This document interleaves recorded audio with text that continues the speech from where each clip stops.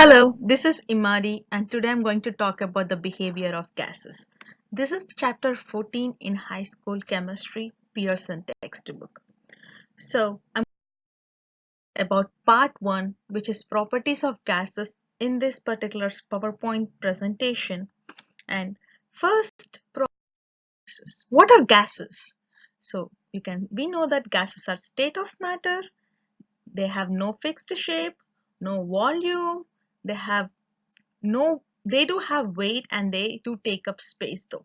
So the atoms here in gases are dispersed and they are always moving in the random motion and they have no attraction and they are easily compressible than compared to liquids, and the compression is not possible with solids because there is no space between them, and in liquids they have little space, but the gases, they are easily compressible.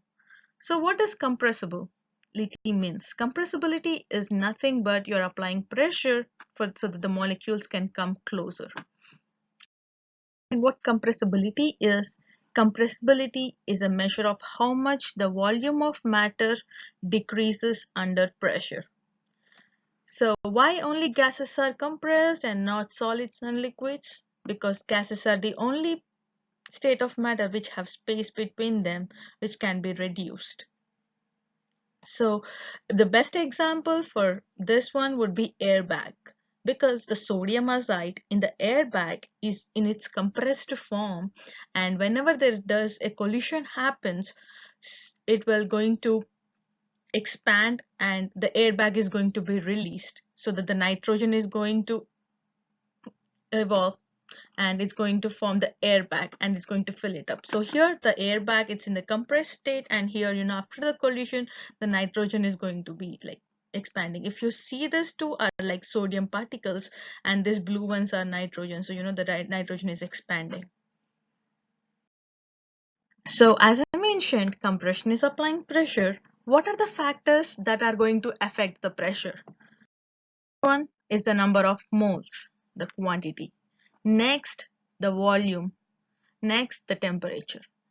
So the volume here is measured in liters, temperature in Kelvin, and the units of pressure is kilopascals.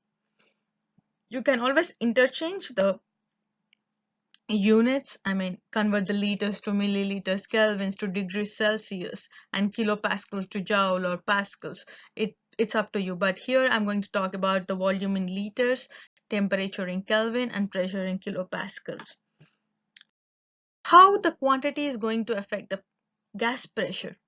The best way to explain this is the kinetic theory. So what is kinetic theory? All the matter consists of tiny particles and they are in constant motion. What does tiny particles mean? It's nothing but atoms and molecules. So when they are in constant motion, they're always traveling in the straight line and they're moving really fast, rapid, and they keep colliding with the walls of the container. So whenever they are colliding, they're producing some kind of energy. And some kind of energy means it could be heat, pressure, temperature, sometimes it may be three of them. So the increased number of collisions is going to increase the pressure.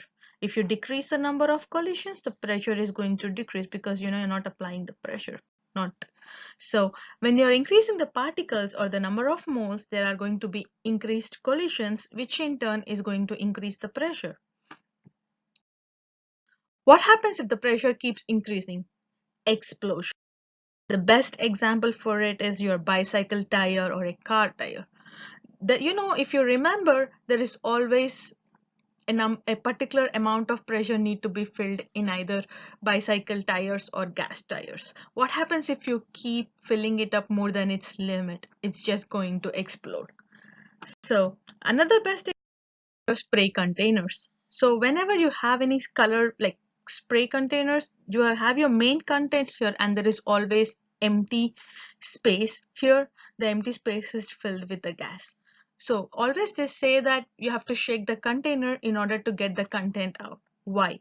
Because if the pressure of the gas in the sealed container is lower than the outside air pressure, the air will rush into the container when the container is open. And when the pressure of the gas in the sealed container is higher than the outside pressure, the gas will flow out of the container when the container is unsealed. So always remember the pressure of the gas here is a lot higher than the outside pressure. That is the reason whenever you spray, you are going to get your content out with this empty air whichever is filled in here, because they always fill it with the high pressure. So now it comes the volume. How is the volume going to affect the pressure? It is opposite to the quantity. Because you're increasing the volume, the pressure is going to decrease because you're giving a space to the particles for them to collide. So that is the reason when you increase the volume, the pressure is going to decrease because they got more space to collide. And now the temperature. But if you go back to kinetic theory, the same way as the temperature increases, the pressure also increases, because when the particles are moving, they are producing some form of energy, and that energy is converted into temperature. So that is the reason when you increase the temperature, there is increased in collision of the particles with the walls of the container, again resulting in the increased pressure.